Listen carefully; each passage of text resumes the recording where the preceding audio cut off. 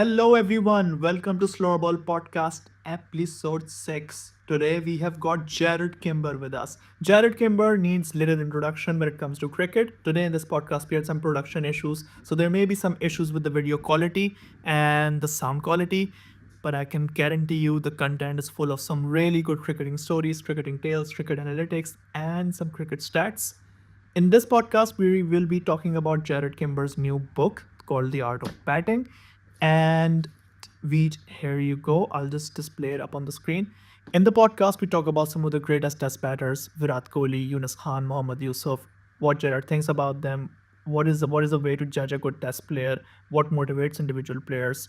And just to conclude with on in this podcast, we just don't discuss cricket, we discuss a bit of life as well. Jarrod is gonna tell how he's become the successful cricket writer, but growing up he didn't belong anywhere. And for any other men struggling with the same struggles in their youth, that they don't really belong anywhere just because of their creative passions, just because of their internal interest, there is a world out there for you, and there is advice out there from Jarrod Kimber about how to approach career decisions. Right, that's me done talking. Hopefully you're going to enjoy the video, and if there are any production issues, we apologize in advance. Next time round the video is going to be even better. Enjoy.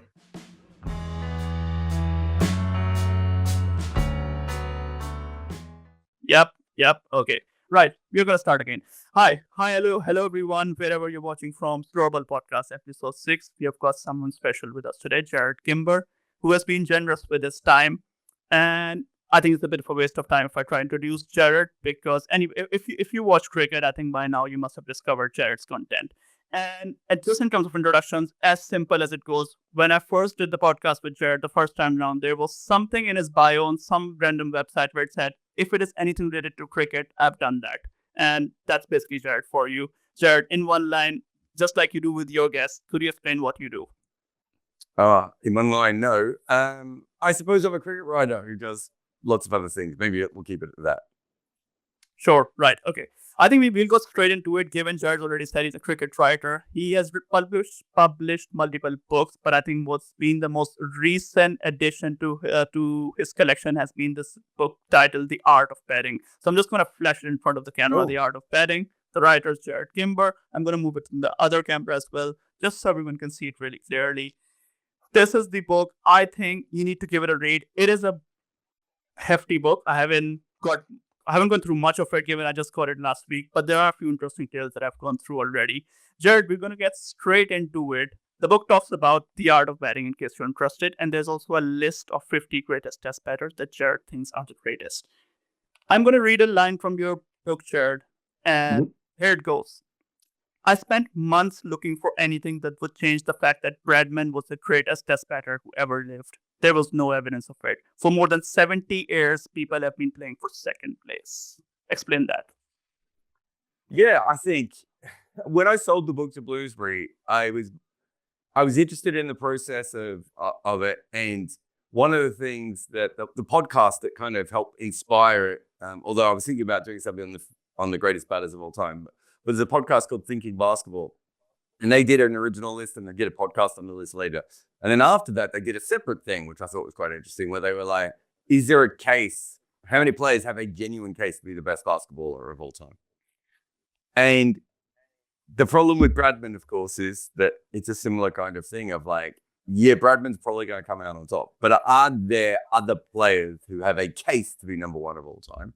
And I think I probably came up with a couple who were, if not completely there, but certainly very, very close. The issue wasn't that they didn't have a case to be number one. It's just that their case to be number one wasn't anywhere near as strong as Bradman's. There's just, he's kind of got two weaknesses, Bradman. One of those weaknesses is the fact that he wasn't great against the short ball. And in that series, he only averaged 50. And the average he wasn't very good on wet wickets, where he really struggled. But on non-wet wickets, he then averaged 120 to make up for it. So, when it comes down to it, he was in a peak almost all the way through his career from beginning to end. We've never seen anything like that before. And we've certainly never seen anyone else that much better than the other players in their era. So you hear a lot of people now try and make claims of, but You got to remember, Bradman played against Postman and Dustman and all this sort of stuff. And it's like, yeah, so did everyone else in that era. And they didn't average 80 or 90, right? They averaged maybe if they were great, like George Headley. Like he was 40% better than anyone else. No one else has ever been 40% better than other batters for their entire career. That makes sense, actually. And like when you say that, like even like we put certain test batters onto a pedestal, like someone like Jarrod Kohli or like Brian Lara or Sachin Tendulkar, you just be like, oh, these guys can never fail, really. But like throughout your book, what I'm noticing is you would say such and such player is great, but you know what? He wasn't great in this and this condition and in this and this opposition. I guess that really holds true for anyone, even if it's Bradman. If you apply enough filters, there are parts of every test batter where they would fail. That they are mortals at the end of the day. Yeah, I think Bradman. The only other thing I could think of off the top of my head is that Bradman wasn't a great fourth innings player. He did play some very great innings, but he was probably better early in the match than he was towards the end of the match. And his record's almost impeccable, as I just said. Like the one weakness is the wickets where everyone didn't make any runs, and he more than made up for that. And the other one was when he struggled a bit with the short ball. So every player has a weakness or a bit that they're not as good at, or you talk about someone like Lara compared to Tendulkar. They're both great at placing the ball, but Lara's the best placer of a ball probably since Bradman, right? On that kind of a level. And that doesn't mean that Sachin's not great at placing the ball, but when you start to compare great players to other great players, right? Yeah. It's the David Warner argument. I think you could still make a pretty good case for David Warner not being far away on this list for the impact that he had at home and the way he basically ended test matches in a heartbeat, right?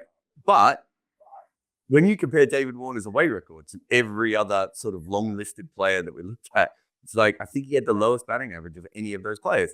So that doesn't mean that he doesn't have a claim for greatness, because he did something that no one else could do, but there's always weaknesses within that. And that goes from, let's say Warner's like the 70th best batter and Bradman's the first.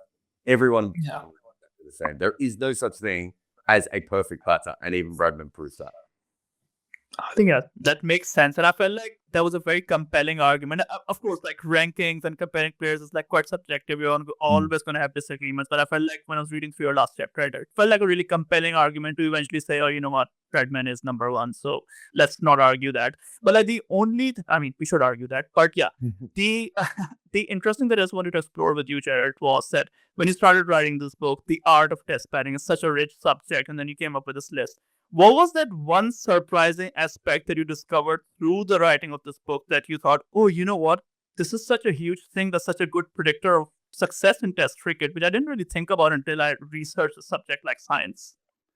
A lot of the book I knew beforehand. I think there was a couple of things that really changed. I had a bit of an inkling that attacking opening batters had been slept on throughout the history of cricket.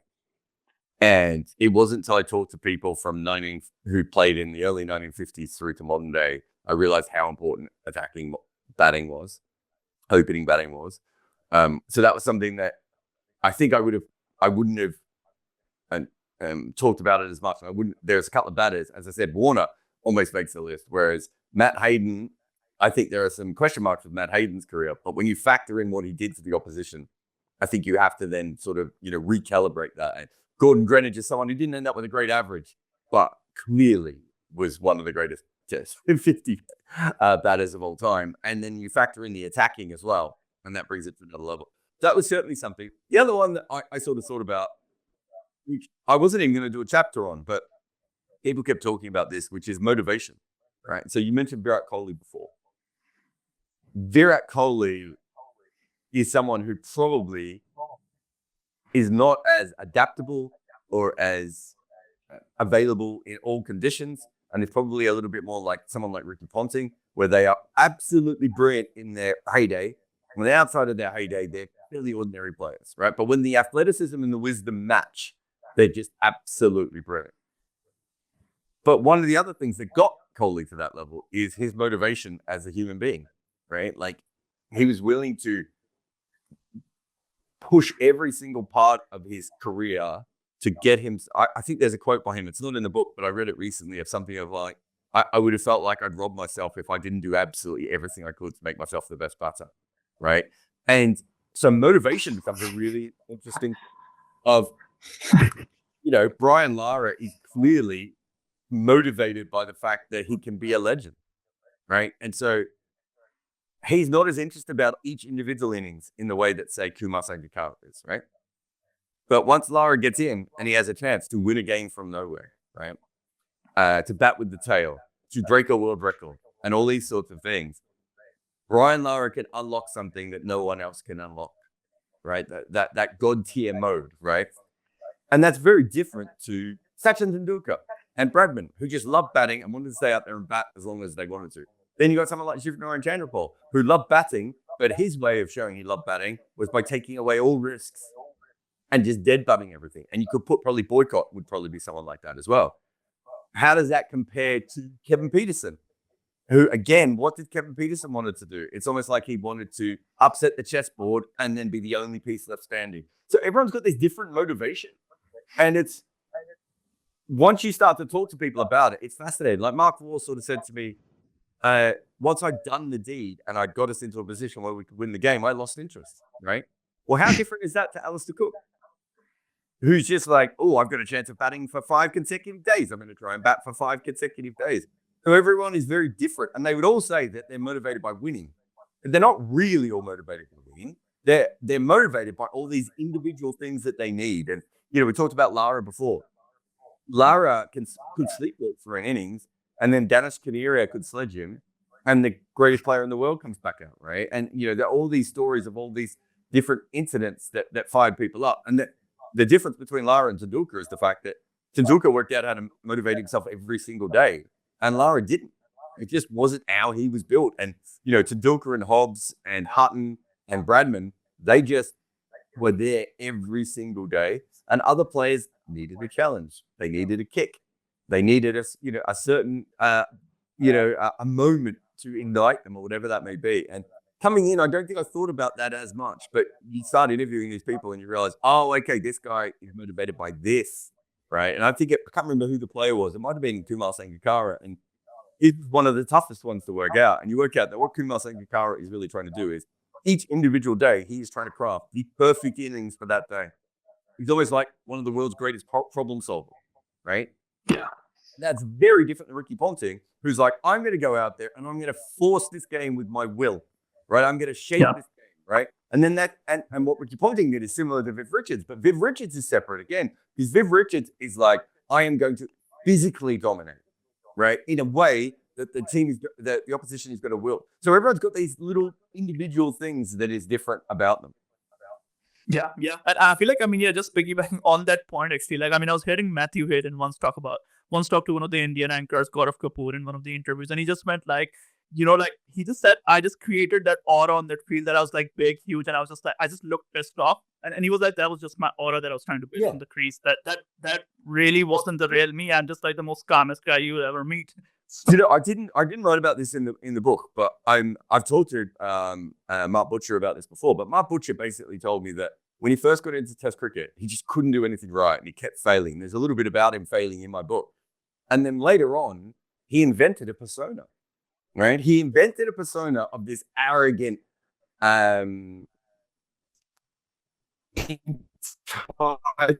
sportsman. He wouldn't pick up his bags anymore, right? Like, he basically pretended he was Brian Lara in his head. And that's when he starts making all of his runs, right? Like, that sort of, that trick. And, we know that from other sports, the whole Michael Jordan thing of like, I was cut from my high school basketball team. No, you weren't. The coach said, there's no point you coming and playing in this team at the moment because you'll have to sit on the bench because we have seniors you'll have to play this year. If you play in the junior team, you can get more reps. And he wasn't cut from his high school team, right? And if you go through Jordan's career, there are all these things that he made up in his head. And Shaquille O'Neal did the same thing. And cricketers are very similar with that. You hear some of the stories about all this, and they've got this chip on their shoulder. And then you look into it and you're like, no, that's not even what happened. And so they make up situations to get themselves into a position where they can perform at that level, right? And it might be nationalism, right? You look at someone like Michael Clarke. I think he's probably a perfect example of someone who tried to use motivation throughout his entire career and it actually crippled him. His whole thing was, I want to be a living legend. And that pressure, probably at a young age, ended up, like, he kept saying, I don't want to be dropped. I don't want to be dropped. I want to be an Australian player who's never dropped. And it's like, mate, Bradman and Warren were dropped. It's okay if you're dropped. That isn't going to affect your legacy. And he ended up playing through fear. But in some other cases, it completely works. And these personalities that these people sort of create, as you were saying before, sometimes ends up being what defines their greatness, right? Like, it becomes, and, you run into these, I don't know if you've ever hung around with actors, but you hang out with these actors and you realize that there are like little parts of their roles that have like attached themselves to them and they never, or, one of my favorite stories, in fact, which I cut through the book at the end just because I thought it was a bit long, but I remember hearing a director's commentary and that it was Jim Jarmusch movie and Tom Waits was in it as well. And they both basically admitted to stealing their personalities from Lee Marvin in, is it The Wild Bunch? No, not The Wild Bunch. Lee Marvin in the motorbike movie, Brando. I've forgotten the name of it now. But they both admitted to like taking the personality from there. And you realize that like a lot of successful people are trying to mimic someone else because that person was successful. They don't know that Lee Marvin might have taken his personality from someone. Do you know what I mean? It's all part of it. And sometimes you see that with batters. Like, you see the collar up batter because the previous person had the collar up, right? And Ian Chappell, like he had the big open chest because Richie Benaud had the big open chest. And so you're like mimicking what your hero has done. Virender Sehwag and Virat Kohli are basically like a cover band, right? They're both trying to be Sachin Tendulkar, but they're doing it in a completely different way. And you always have to trick your brain at times to do that. And I've seen that with writers, I've seen that with actors, I've seen that with musicians, and it's certainly the case with batters as well. Yeah. And I guess like the takeaway from it is like initially when you started writing the book, I guess motivation was that one thing that you just underestimated the power of it really. And I feel like, as you said, really, like the characters on the field, people started adopting that thing when Virat Kohli became the test captain. I remember like in mid-match, there was like high intensity Indian cricket team was sledging England. And then like KL Rahul comes up in like the middle of the match chat and like somebody just asked me a question. He was like, if you come at one of us, 4 or 5 of us gonna come back at you. And I felt like that was just like energy heaven from Virat Kohli. He's like the brand ambassador of this chapter, motivation. I feel like Virat Kohli in particular. Yeah, and I think there are. I mean, when it comes down to it, it's always happened, right? It's all, if you go back all the way through, and it's different kinds. Like Ken Barrington was just a stoic machine, right? And so you're going up against him, and if you're the opposition, you're like, well, how? It's almost like you're playing against a robot when you're going up against Graham Pollock, right? Or Ken Barrington or Graham Pollock or someone like that. And then you've got Javed Miandad.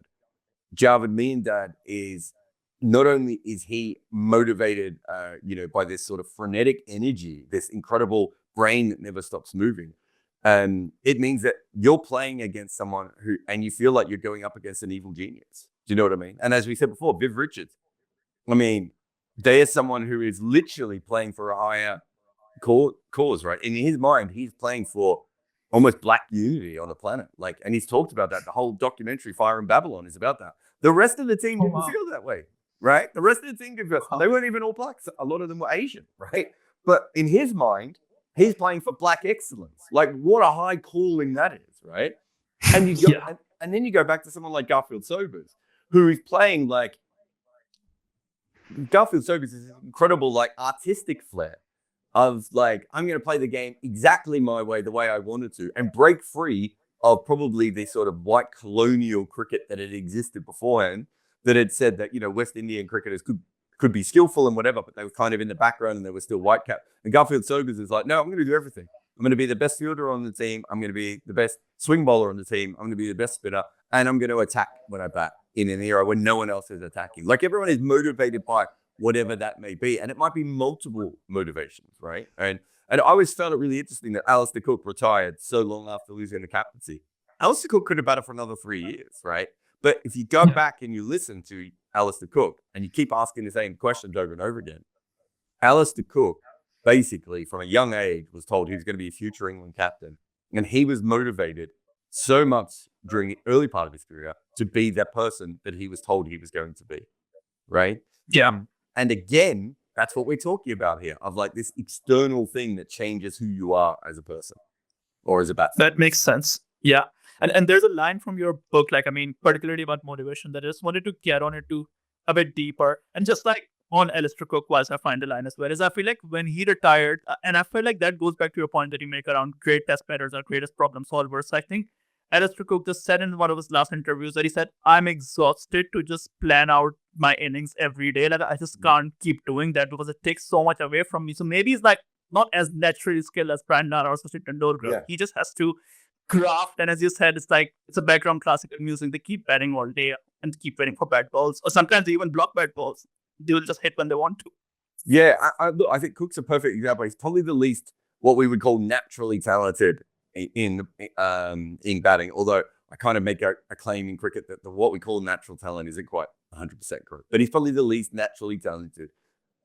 But what he was is someone who had an intensity, a work ethic, and then on top of that, this incredible patience that a lot of the other greatest batters in the world didn't have. Mark Waugh says that to me in the book. He says, I could never have been Alastair Cook. I just didn't have that patience in me, right? And so, the ability, I think, you look at someone like Cook, and I'm trying to think of another good case of this, but some of the players who retire early, I don't want to say they're bored because that's the wrong way of putting it, but there's a lot of repetition in batting, right? Yeah. There's a lot of repetition, and there isn't as much repetition in bowling because bowlers don't go to the nets for like 4 hours and bowl, right? True. Be great as a batter. Chances are, at one stage in your career, between the age of 12 and 28, you probably spent 4 to 5 hours a day at the nets, right? Like that's a fairly common thing of some of the greatest batters who've ever lived. And so by the time they get to 30, 32, 34, 36, right? How many balls have they actually faced, right? It's way more than, say, Courtney Walsh. I think Courtney Walsh will be up there as one of the, the most balls ever delivered in professional cricket. Way more than Courtney Walsh, right? Like it's true, actually. Never thought this way, yeah.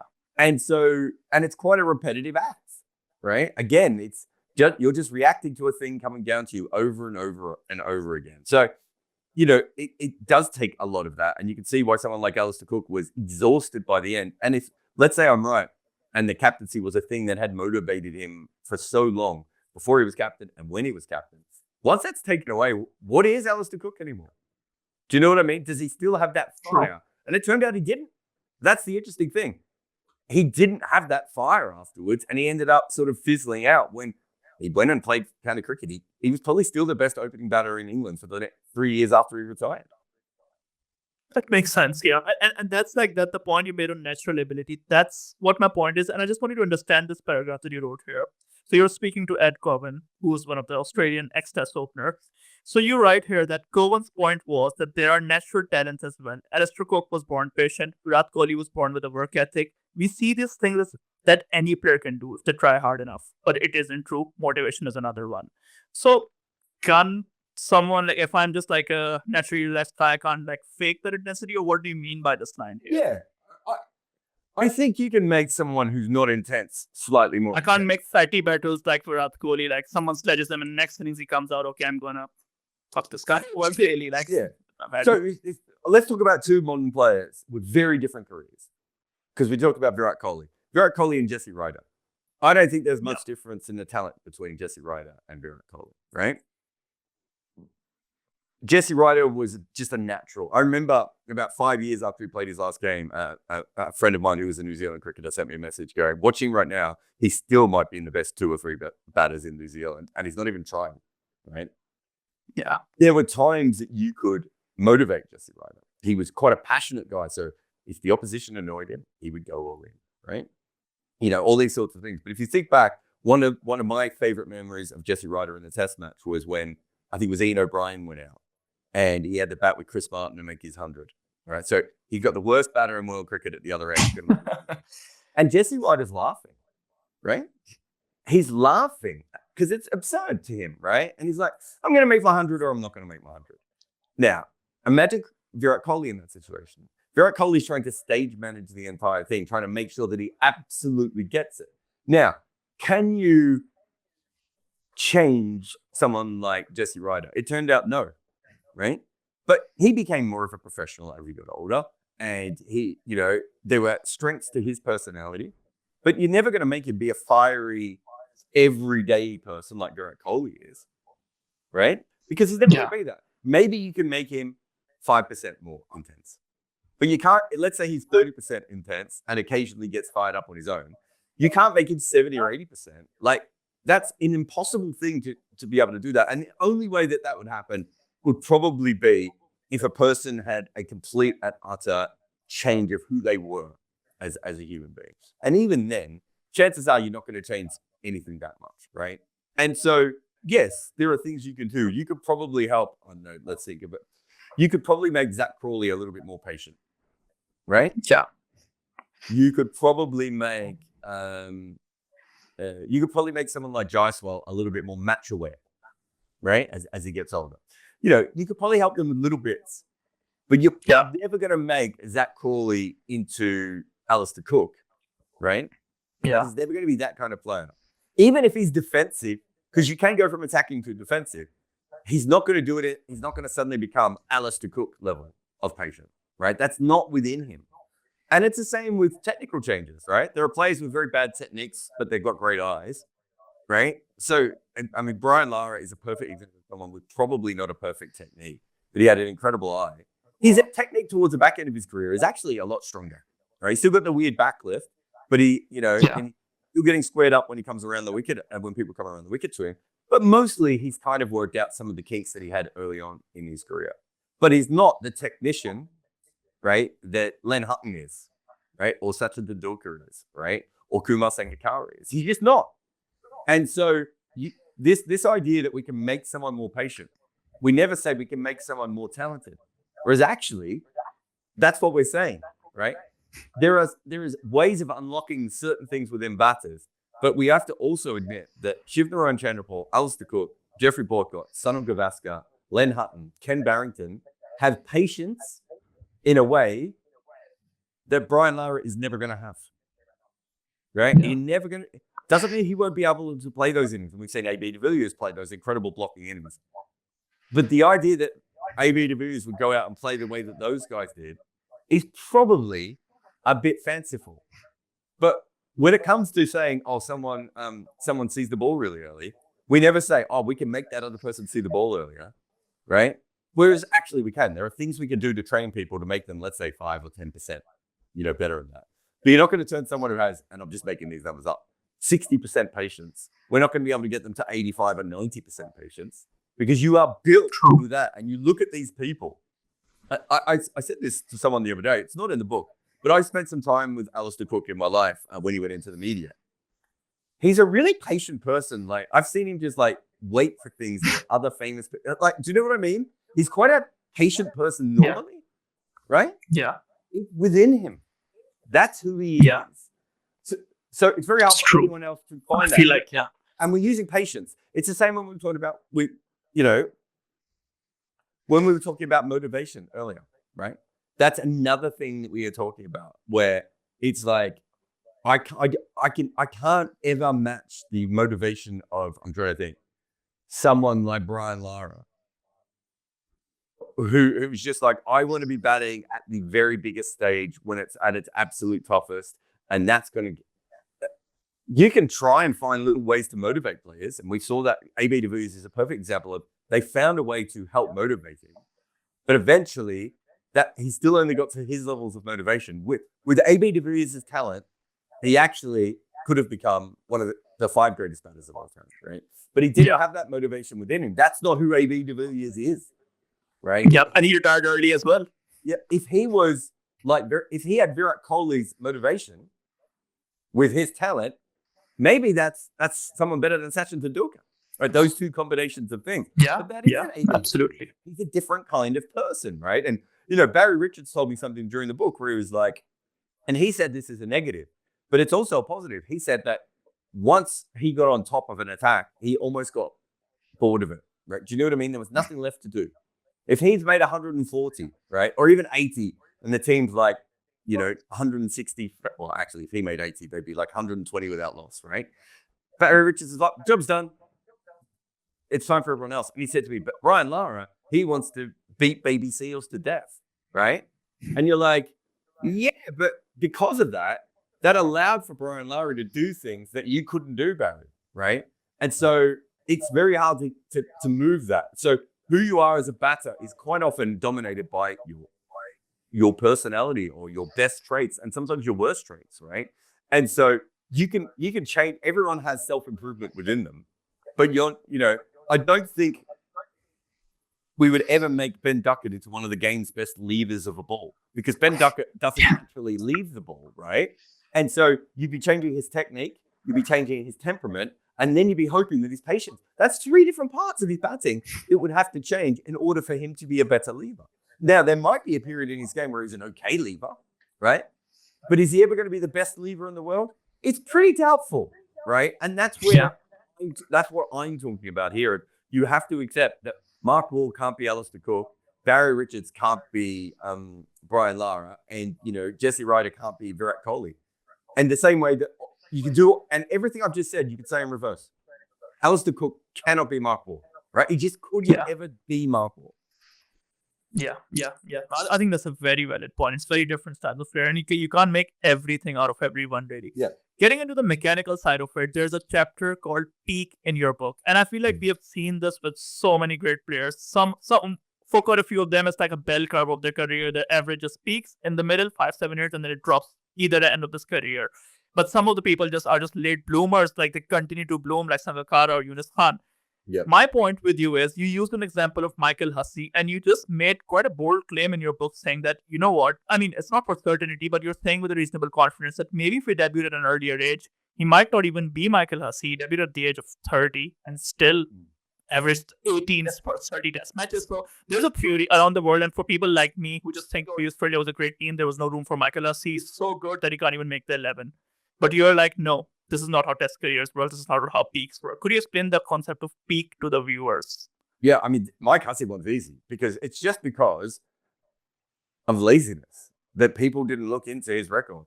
I was lucky enough to be following Shield cricket. I remember he got dropped from Western Australia, right? So he was, I'd have to check the age, maybe 24, 25 when he was dropped by Western Australia. Some of these players had been playing test cricket for like 8 years by that point, right? And he's been dropped by his Shield side. Now, it was a great Shield side. Let's be honest. It was a stacked batting lineup. But at the same time, this is a professional playing in his career for a long period of time before he makes any runs. So when you're comparing him to all the other greatest batters of all time, when could Mahela Jayawardene be dropped? Right? Like, Sri Lanka didn't have like 7 great batters to pick from, right? They had 3 or 4 at any one time. If Mahela Jayawardene isn't playing very good, or Martin Crowe isn't playing very good, they're going to be dropped. If Andy Flower averaged 28 for 5 years, Zimbabwe still wouldn't have dropped him. Right? Yeah. There's just no way to be able to do. And I'm not talking about at the end of his career when they're old and you're hoping he'll come back. I'm talking about in the middle of his career. So Mike Hussey has a career that is gifted to him, or I should say his average is gifted to him, right? And his legacy is gifted to him because when he wasn't very good, he wasn't in the side. Whereas a lot of these players were in the side when they were very good. And they had to ride the ups and downs of a career in the way that Mike Hussey never did. When we're talking about peak, what we are really talking about is this period of time. And for batters, it's generally between the age of 28 and 32. Spinners is roughly the same. Seam bowlers is a little bit earlier, where you are combining your knowledge, your experience, your technical well-being, probably the ability to fix things as well at that stage in your career because you know your game so well so you can fix things, with some form of athletic peak. So your eyesight hasn't gone, your speed hasn't gone, your body is still holding up pretty well. And so most batters in the history of our game, and we're talking about international batters here, first-class batters is very different. But international batters, most international batters in the history of our game are at their best between the age of 28 and 32. Right? That's just absolutely. The batting averages are actually suggest that it's the people in their 30s are better, but that's only because the only guys who've ever lasted till their 30s are generally great to begin with, right? But if you look at even average players, replacement players, any player who is of international quality, the vast majority of them will be at their best between the age of 28 and 32, right? And so you have these players like Hashim Amla, Ricky Ponting. I'm trying to think of some others. I think Jacques Kallis is another one who has great record at that period. You have these players who, during that period, that is probably, they might be slightly good like 2 years before and 2 years after, but it's generally during that hub. And so you see it all the time. If you see a 28-year-old getting picked for an international team and they average like 35, right? And you go and have a look at them, it's generally that the last 2 years they've averaged 50, and the years before that they averaged like 25, right? That's true. South Africa did this a bunch of times. That's why I kept saying these are not very good players. These are just players who in the last couple of years, and South Africa were picking them when they were 30 or 31. I was like, their pick might already be gone, or you might get 1 year of it if you're lucky. So that's when players are at their best. But that isn't how it works for every single player, right? So Neil Harvey, Jimmy Adams, off the top of my head, Viv Richards, I would say all of those players had very, very early picks, right? And towards the end of their career, didn't quite play at the same level.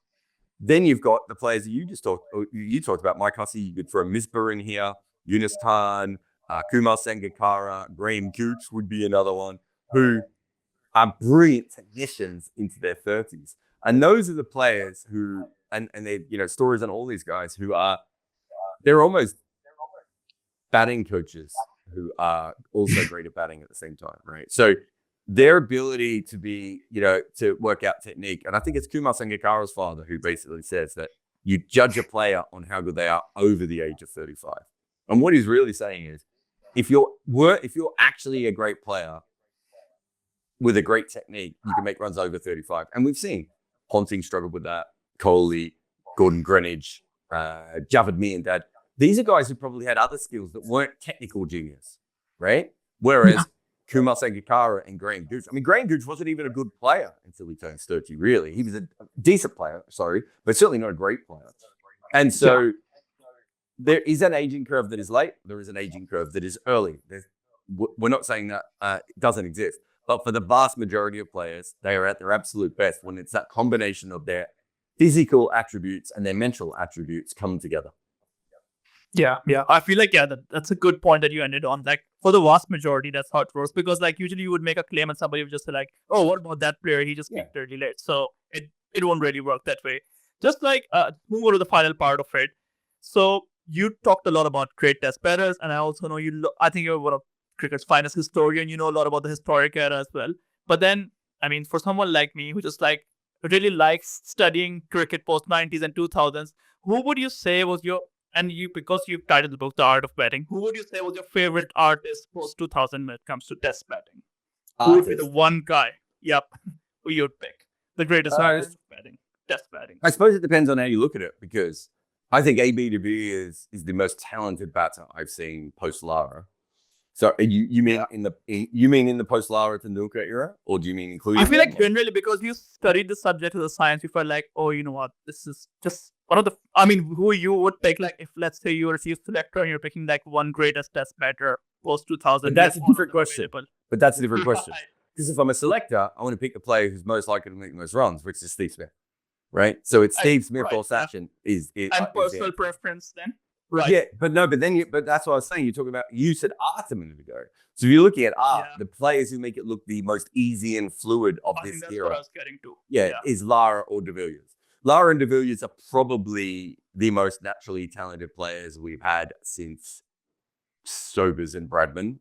I think just purely on, to go back to the natural thing before, what I mean by natural in this particular case is the players with the most time, right? Where they see, where they're seeing it so much earlier than everyone else. So even players like Sachin and Len Hutton and Barrington and I'm trying to think of some others, Kumar Sangakkara, they don't see the ball anywhere near as early as AB de Villiers or Lara did, right? They're on a completely different wavelength to everyone else.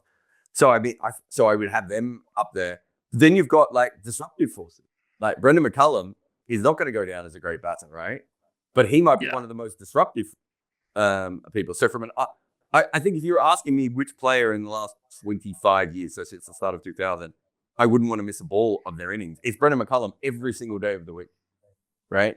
Because I don't even think, I think now we know there was a bit more thinking to it, but going back, it felt like he was just pressing random almost every time, and you didn't know what was going to come, especially towards late career Brendan McCullum.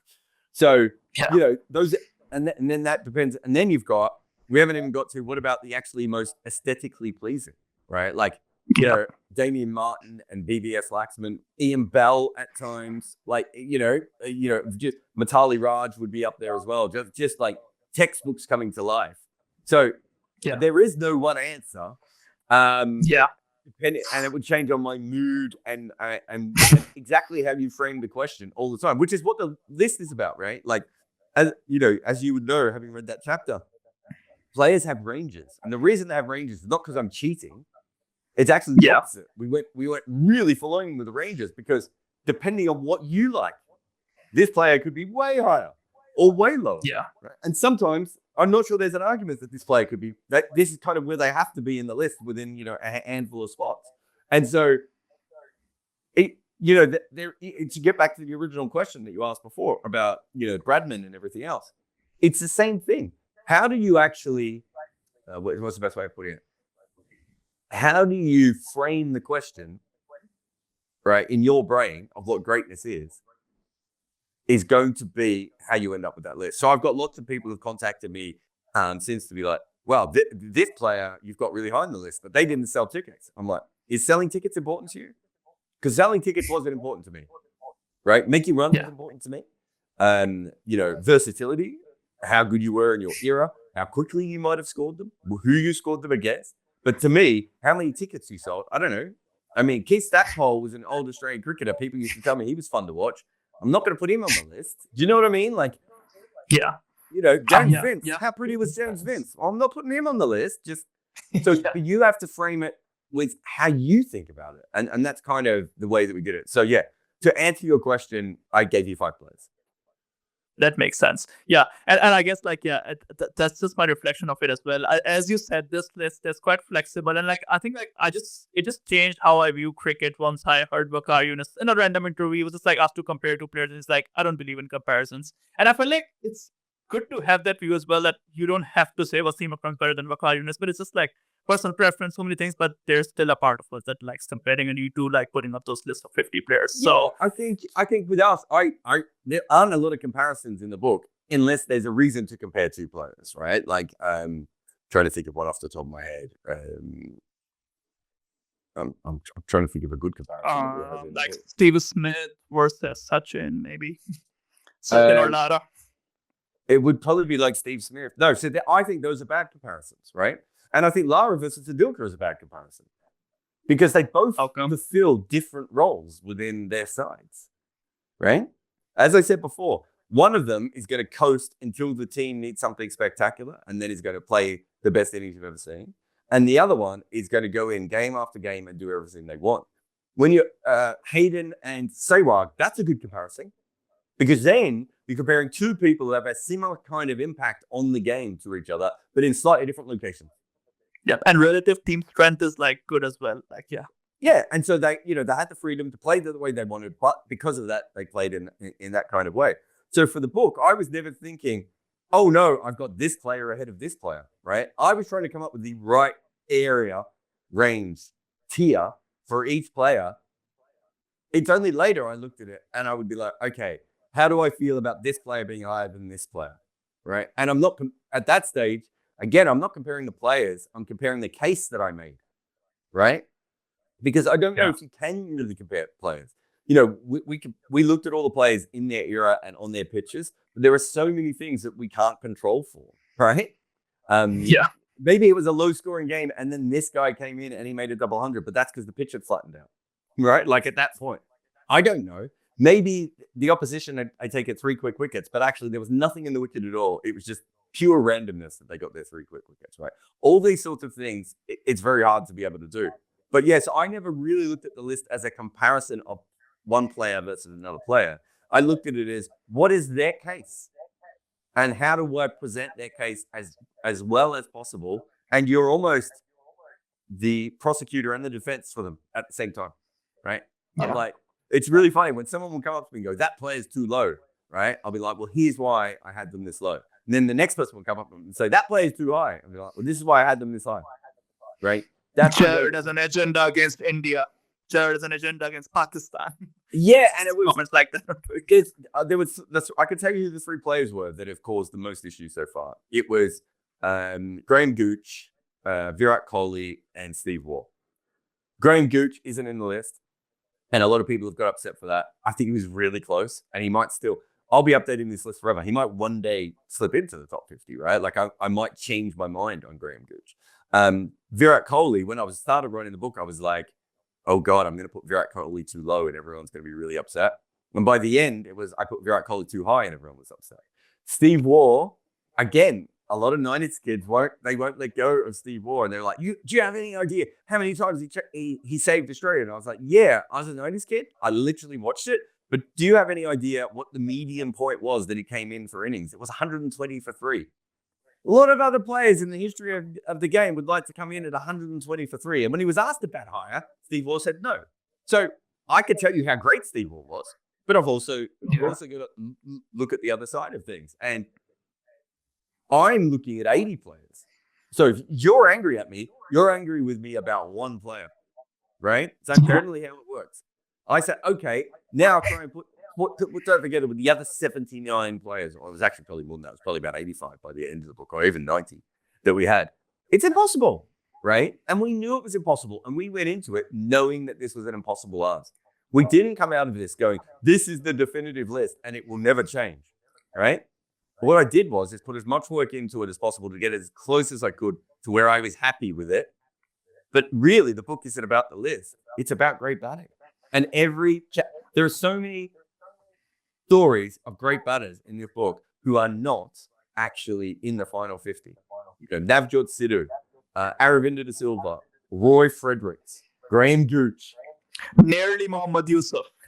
Nearly at number 50. Yeah, and you know what? Like as Pakistanis, like we take such pride. You know what? Yousuf was the guy who broke Will Richard's record. He's the greatest test batter. Like I think he's greater than Yunus Khan in terms of talent. And I was like, I just read something that made sense. You were like, he didn't make a lot of runs against good attacks in tough conditions. I was like, oh, actually, that's true. Yeah, and he's a perfect example of someone who I almost didn't want to cheat him because I do think I know he was great. I watched him play, but at the same time, I think we also have to be honest and be like, but where does he fit in, right? He did play on some of the flattest Pakistani wickets of all time. He did, as you said, he didn't make as many runs against other. And you know, that year that he scored those runs, that's still one of the greatest years in Test match cricket history. So it's different than Hanif Muhammad or VVS Laxman, who were both also great batters and had moments of great innings, but overall their record wasn't as high. So is Hanif Muhammad a better player than Mohammad Yousuf, right? That's a really tough one. And when you get to the end of that list, I would say there's about, I can't remember where Inzi is. Inzi's at around 37, 38, right? I would say Inzi is my cutoff point. Of anyone in front of Inzi, there's no argument they should be on it. They just have to be on this list. Anyone after Inzi, I think you could say, oh, Jarrod, I don't know, maybe you should have gone with this guy, or maybe you should have gone. And I'll be like, yeah, I think that's fair. Right? I think it's a bit more malleable at the end of that list. And it then becomes, you have to make a decision at a certain point. And as I said, I will probably be changing this for the rest of my life. So it's not as if I've decided that this is the list of God, right? I'm going to learn more things about some of these players. And I'll probably do a big podcast series about it in 5 years' time to see what I got wrong, right? And who I will move. Yeah, and that's absolutely fair enough. That's just how the game works. You just keep learning, keep evolving. Final question, Jarrod, and that's just like something aside from the book. That's more about your personality, because I like knowing about things. Now that you've said it out loud as well on your Instagram about you have a mental condition called dyslexia, and generally what it's going to understand with you was like, Jarrod, like you just took a different career path. We've talked about it, but like, did you ever feel isolated or lonely? Because you're not the typical guy. You're a guy who's writing a 500-page book on test batting, and you've written multiple books like that. So did you ever feel like I don't really belong? Like, and this is more like a social question, and you come from Australia as well. There's a certain culture from guys your age. Did you ever feel like, did you ever feel judged that, there's this guy, Jarrod, again, who just like loves sitting in his room and getting nerding out over cricket stats and stuff like that? Yeah, I've never felt like I belonged anywhere, would be the answer to that. Right. So I remember, I played cricket, right? So I was in the change room with all those other guys. And I remember when I got to the sort of the top level of my cricket, I remember this guy saying, Jarrod's the one who likes alternative music and weird movies, right? Then I went to film school And I was like, finally, I'll find my home. And I would go to weird movies and everything with all my friends, but then I would go and watch cricket or football. And I remember being at the football one day and running into one of my friends, and he was working there, and he was like, "You go to the you go you go to the football?" So I didn't fit in with the artistic kids, and I didn't fit in with the sports guys, right? I didn't Yeah. fit, I didn't fit in any situation. And when I was a teenager, honestly, I went through a whole period. I don't know if I've ever written about this, but it might be in the book I wrote about me and my dad, called Lily of Camberfield. But I went through a whole period where I wasn't sure and this is genuine, whether I was gay or a serial killer, which is Fair very enough. vastly different things, That's a normal thought to have, right? Yeah, right? fair enough. Like, it's so vastly different. Like, I don't know how I connected those. But all I knew was I wasn't like anyone else. And I didn't know how to fully explain it, right? Yeah. And I just didn't know how to have that conversation with anyone. And I was like, and after a while, I was like, well, I'm not gay because I don't want to have sex with men. Like, that one was easy. And then I was like, I don't really want to kill people either. Like, I couldn't work and I couldn't have this That's conversation good.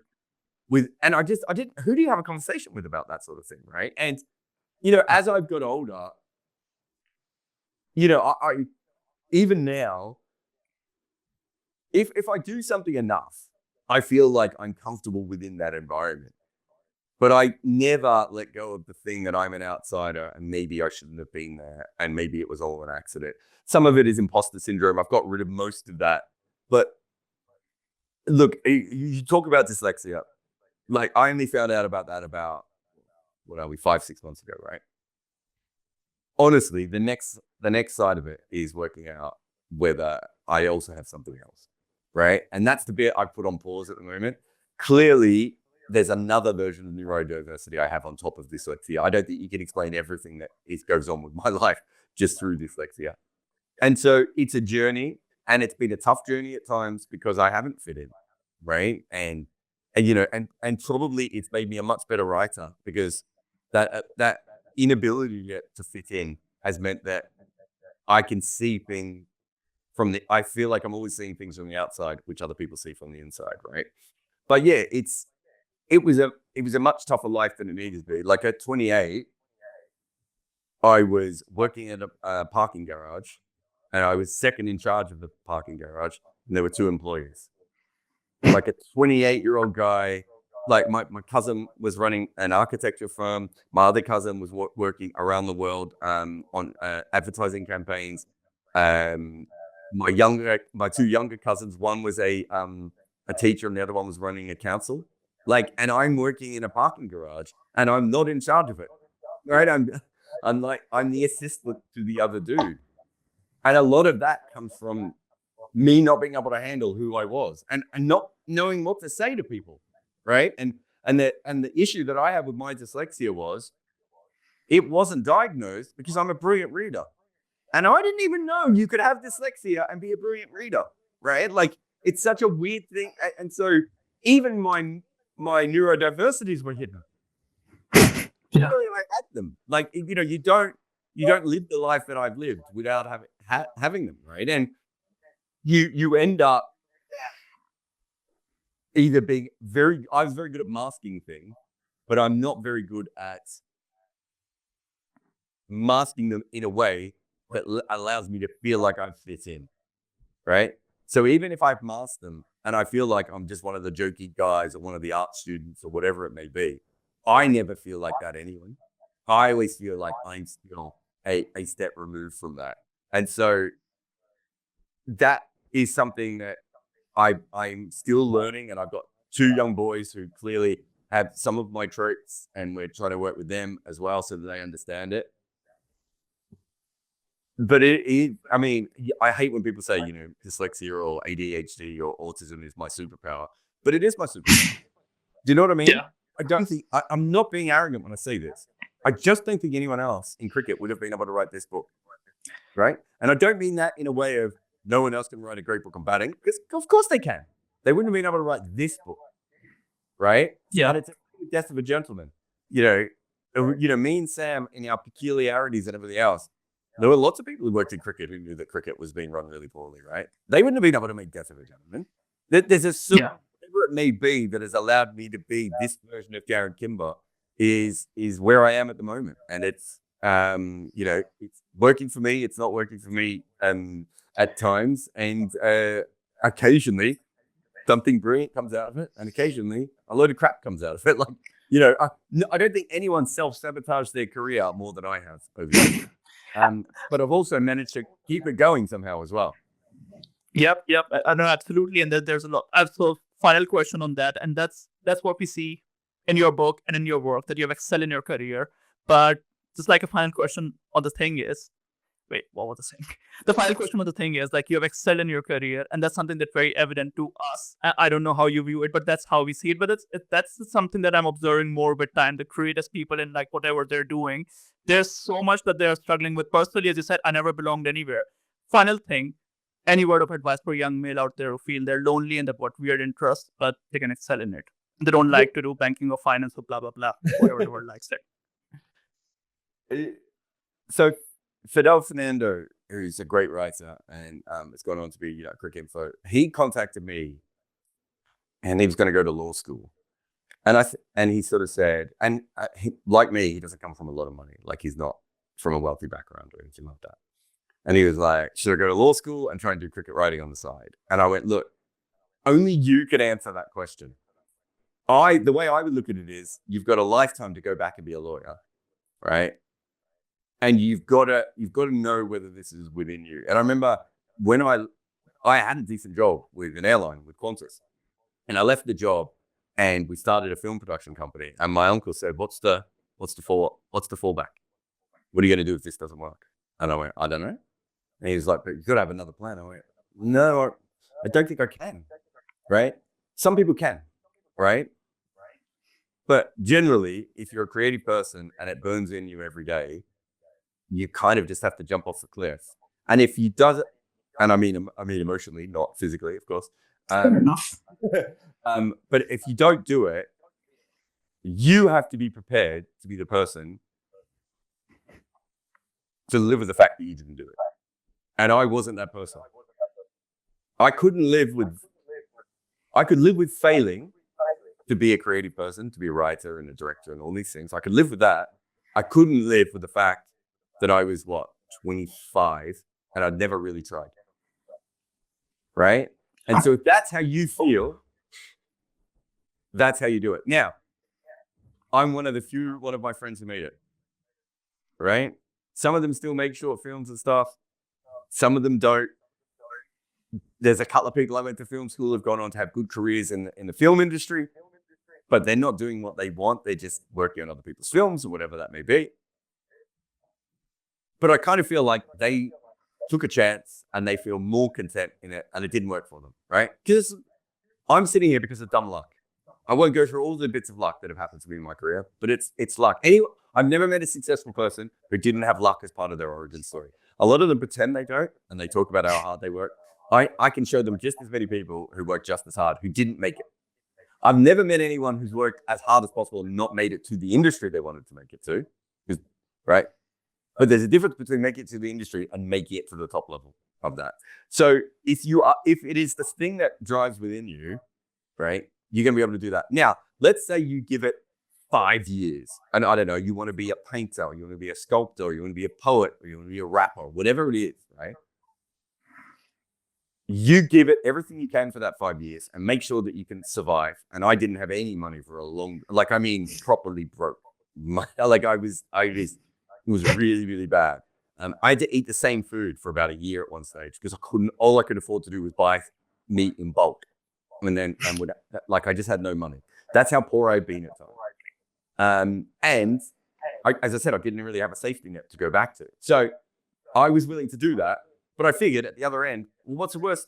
I get to 32, 33, and I've got great stories, and I start again.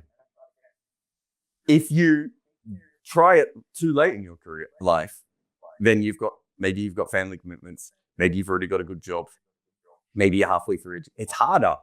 But at a certain point, you have to honor who you are. And if I hadn't have honored who I was, I would be more than happy now if we just randomly met and I wasn't a published author and I hadn't worked for Cricket Info and I hadn't made documentaries and all this sort of stuff. If I knew that I'd tried, right? That's what was important to me at the age of whatever it was, 25, 26, when I made this big move, was, am I willing to try? And I was willing to try and fail. Life's really long. And what we tell young boys especially is you have to do, and I wouldn't even say young boys especially, actually, young girls as well, is you have to be married by this age, in a job by this age, be successful by this age, have kids by this age. And it's like, no, we don't have to anymore, right? We don't have to do any of that. We can have children in our 40s now, right? Like, that's a normal thing that human beings do now, right? That gives you a flexibility that had never existed before, right? The same with being able to go to university later in life. When I went back to film school at 26, having not even finished high school, right? Film schools were desperate to get people like me in because everyone else was an 18-year-old kid who knew nothing about the world, and all they were going to do is copy whatever movies they'd seen. Whereas I was going to come in with this incredible wealth of knowledge and experience, having lived and already failed in the last 8 years of being an adult, right? Universities love mature students, right? They love people who change things. It allows, because they're like, if you want to become a lawyer at 35, chances are you really want to become a lawyer, and you're not just doing it because your dad or your mum wanted you to become a lawyer, right? Yeah. There's more flexibility in life now. And there's also, you don't have to be successful by 20 or 25 or 30 or 35. Professional sport's one of the few things where you have to worry about any of that crap, right? In almost every other profession, okay, go and do some other things. Work out who you are as a person. The only way to do all this is the hardest thing that you're ever going to do. As I said, emotionally, it's like jumping off the cliff, right? You almost have to let go of everything else. And you know, my parents were in tears for years over the things I did. And to be 26 and tell them I was going to film school, you should have seen their faces. And then at 28, to say I'm moving to England to become a cricket writer, when I'd never even written professionally before. Can you imagine the way that they saw this? As I said, I just talked about all my overachieving cousins and their great jobs, right? And I'm just like, yeah, I was just working in a parking garage. Now I'm going to move to London and I'm going to try this profession I've never done before. My dad honestly thought I was going to London to kill myself. And that was the thing again. And he said that since. Like, that's how they were looking at it, right? But I just knew I'd taken a chance for about 2 years by that point, maybe 3 years. And I was like, yeah, no, it hasn't worked. But I'm happier now in the last 3 years than I was working up the corporate ladder and getting a good wage, you know, in my early 20s. I was much happier in my mid to late 20s doing the thing that I should have always been doing. And quite clearly, I am way more successful now, right, in doing this than I ever was going to be in the other thing. I can point to all the failures behind you, but those are still people with great backstories and they've lived a life. And I value how happy you make yourself and how much of a chance you give yourself. Not everyone does. Some people, I know really talented people who have given up careers in media and in arts and all these sorts of things because it's too hard. And they're just like, I just want to go back and have a job. That's a perfectly acceptable thing to do, to be like, maybe it won't work. But if it's in you, you got to let it out. That makes sense. We are going to conclude it here. Jarrod's advice to young made is jump off the cliff. Not physically. Definitely not. He didn't mean that. This is just a joke. This is just a cricket podcast. If you're done with this podcast, go and buy this book, The Art of Betting. Jarrod Kimber, it's a pleasure. Thank you for your time and the book. No worries. Thanks for having me on.